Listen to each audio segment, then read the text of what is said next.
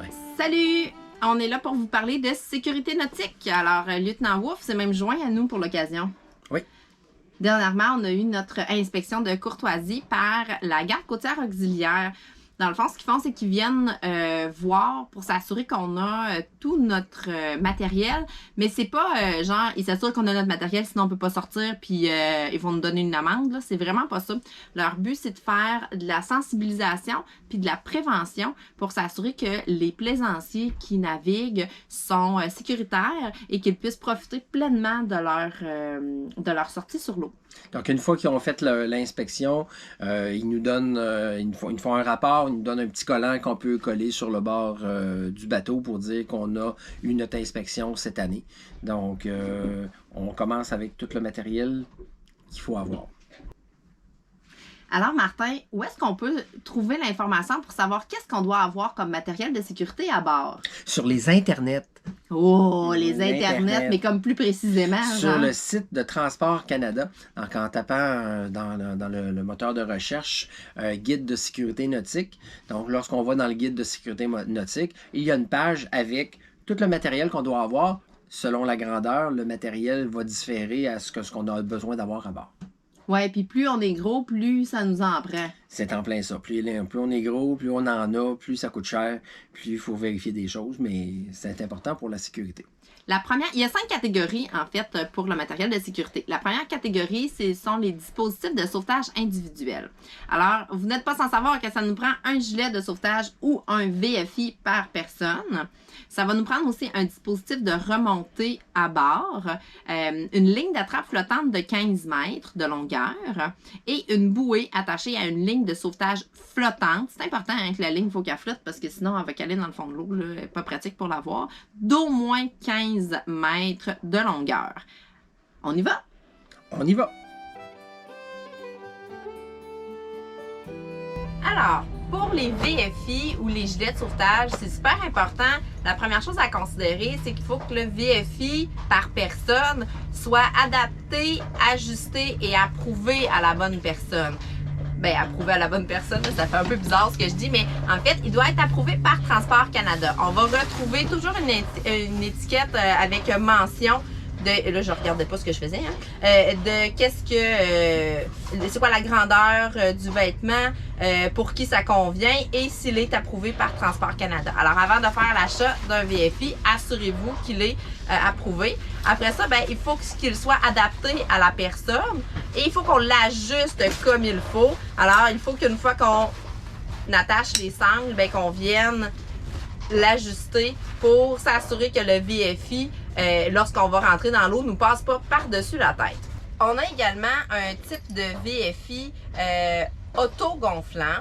Alors, beaucoup plus agréable à porter, surtout lors des chaudes journées. Celui-là, par contre, il faut le porter en tout temps lorsqu'on est, si c'est le type de VFI qu'on a, puisque si je tombe à l'eau, il va gonfler. Fait que si jamais je tombe à l'eau puis je ne l'ai pas sur moi, ben il gonflera pas, hein, il va rester bien au sec dans la cabine. Alors, ce modèle-ci, c'est un modèle hydrostatique. C'est par la pression de l'eau, lorsqu'on va être à 3 ou 4 pieds sous l'eau, que la capsule va se déclencher pour faire gonfler le VFI. Alors, il faut être prêt à avoir une petite panique interne hein, pendant 3-4 pieds, puis après ça, tout va bien, on va remonter à la surface. Beaucoup plus aéré, hein, beaucoup plus confortable, agréable. Un petit peu pesant là, les 2 premières minutes qu'on le porte, mais sinon après ça, on ne se rend même pas compte qu'on l'a. Et l'avantage avec ce modèle-ci, nous on a pris un modèle qui peut servir comme harnais également, donc pour attacher à la ligne de vie. Alors on a les anneaux nécessaires, donc on n'a pas besoin d'avoir un harnais supplémentaire lorsqu'on fait des manœuvres à l'avant du bateau et que ça pourrait être dangereux pour notre sécurité. Le troisième modèle, vous allez voir, ça ressemble beaucoup au précédent.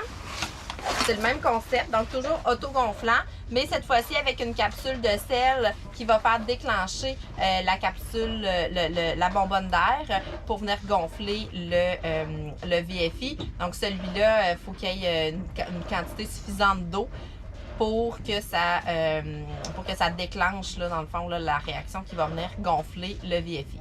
Sur les 2 derniers modèles, c'est vraiment important de... On peut pas valider la flottabilité dans le sens où je peux pas passer mon temps tous les mois à aller à l'eau pour voir si ça se déclenche. Par contre, il y a une date d'expiration, alors il faut respecter la date d'expiration. Et on peut aussi le gonfler manuellement, en fait manuellement à la bouche, pour vérifier qu'il se gonfle bien et qu'il n'y a pas d'entrave. On s'assure toujours que nos VFI sont propres, qu'ils sont rangés adéquatement pour ne pas avoir de l'humidité. Et on peut faire un test de flottabilité avec celui qui est flottant, là, tout simplement soit en allant à l'eau avec dans une eau peu profonde pour savoir si on va rester à la surface, ou de le mettre à plat dans une piscine puis de mettre un poids de 20 livres par-dessus.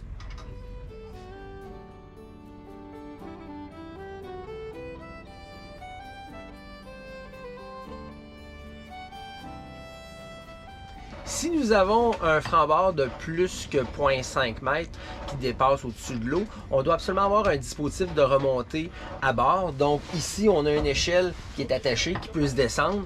Éventuellement, on va modifier ce système-là pour qu'il y ait une corde que si on fait juste cliquer dessus, disons qu'on tombe à l'eau et qu'on est seul, qu'on puisse tirer dessus pour qu'elle puisse se déployer par elle-même. Merci à Équilibre 2 qui nous a donné l'idée. Donc ça va être fait dans les prochains jours.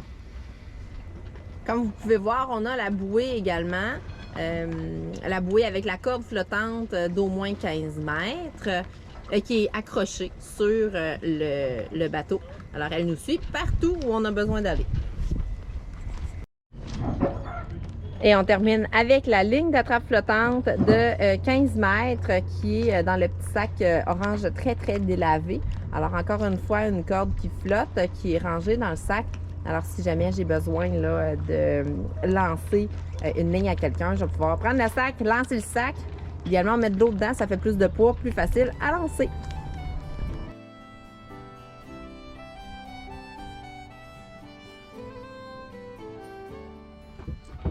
Donc, pour le reste du matériel de sécurité, on a évidemment la lampe de poche étanche. Donc, ce modèle-là fait vraiment un bon travail. Étanche peut aller en dessous de l'eau. On doit vérifier pour être sûr que ça fonctionne. C'est au LED, donc ça prend pas beaucoup d'énergie. Ça va fonctionner pendant longtemps. De la marque Fox 40, reconnue pour étant du matériel de qualité. Donc on a une petite valise avec nos fusées éclairantes. Il faut s'assurer évidemment qu'elles sont accessibles. Donc le modèle que nous avons, nous, c'est ceux avec un fusil comme ça, on met la cartouche dedans et on la part. On doit s'assurer évidemment que la date d'expiration qui est écrite dessus soit pas dépassée. Il faut garder ça avec nous autres.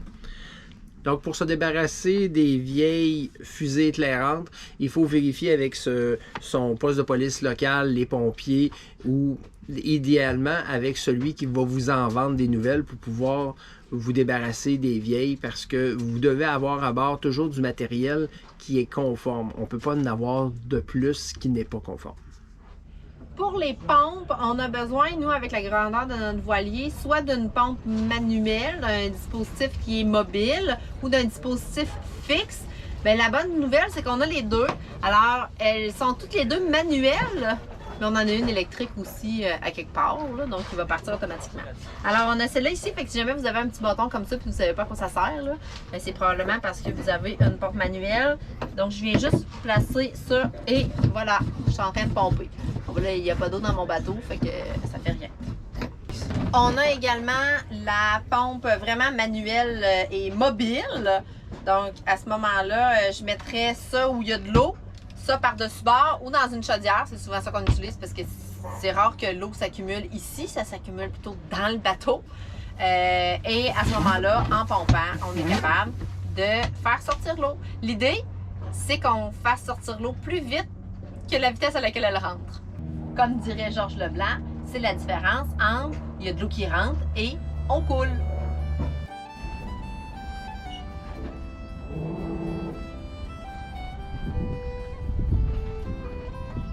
Le compas magnétique est un outil qu'on est obligé d'avoir à bord, même si on l'utilise de moins en moins, mais c'est notre dernière sécurité au moment de, si toute l'électronique nous lâche, bien au moins ça fonctionne sans électricité, ça fonctionne juste avec mère nature. On doit aussi avoir un dispositif sonore que je vais faire juste comme ça. Là, il fait ça plus fort si je ne mets pas là. Et ce qui est bien le fun avec le modèle qu'on a, c'est que il est rechargeable. Donc, on prend une petite pompe à vélo, on le remplit et on peut le remplir d'air, comme ça. C'est réutilisable.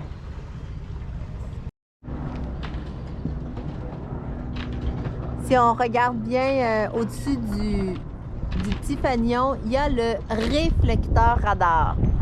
Ça c'est l'élément qui nous impose de monter dans le mât pour aller l'installer à chaque fois qu'il se désinstalle. Mais là, on devrait être bon pour un petit bout. On a nos running lights qui sont nos feux de navigation et on a les steaming lights. Alors, si je suis seulement à voile, je vais ouvrir mes running lights et si je suis à moteur, avec ou sans voile, je mettrai mes steaming lights, également avec mes running lights. Les derniers éléments de sécurité, c'est effectivement nos extincteurs. Alors là, nous, on est chanceux, ils viennent juste d'être inspectés, mars 2022, fait que c'est quand même bon. On avait dit qu'on avait besoin de 2 extincteurs 10 livres BC. On en a un ici, on en a un à la cabine avant. Ce qui est important pour notre extincteur, comme c'est de la poudre qu'il y a à l'intérieur, c'est une fois de temps en temps, il faut les revirer pour pas que la poudre soit comprimée dans le fond puis ne fonctionne pas adéquatement lorsqu'on en aura besoin. Parce que c'est pas quand t'en as besoin que tu te mets à le shaker pour éteindre ton feu. Et on vérifie régulièrement la jauge aussi pour s'assurer que la pression à l'intérieur de la bouteille est encore adéquate et que l'extincteur est prêt à être utilisé. On s'assure que la goupille est en position et que la buse est propre et fonctionnelle. Donc maintenant que vous avez tous, comme nous, tout ce qu'il faut, allez, on sort sur le fleuve.